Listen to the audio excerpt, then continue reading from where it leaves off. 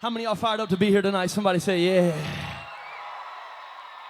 Well, let me welcome you to the basement. Those of you who are watching from around the world or might be tuning in right now, you might have just woke up. So we want to welcome you right here in Birmingham, Alabama to a thing called the basement where a bunch of people get together, and we definitely aren't perfect. We're just forgiven. You know what? It could just be one person that you affect. It could be one person that you touch. It could be one statement that you make. You know, so for some of you, the Bible, you'll be the only Bible some people ever read. But you know what's sad? Is that, man, me and you, I don't know about you, but my mom used to sit me all the time. I'd go to funeral. I remember my mom would pick me up. When I was 16, I was already arrested outside of a club, and I remember my mom crying, and she said, Matt, do you not realize that eternity's real? What are you doing with your life? And I remember another night, she picked me up from jail. She said the same thing, Matt, do you not realize eternity is real? What are you doing with yourself? I remember another time, she picked me up from the hospital after having a drug overdose, and she said, Matt, do you not realize eternity is real?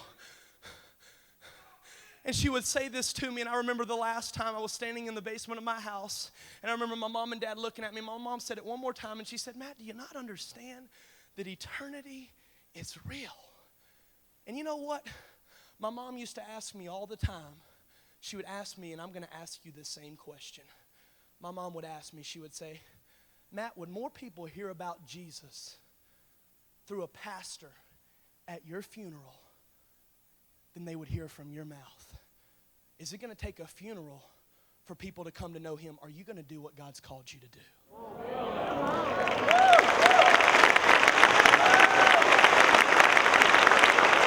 I'm trying to say, I guess, what can we do with this life we've been given? How can we make an impact? How can we make a difference? How can we make sure that we live our life to the fullest?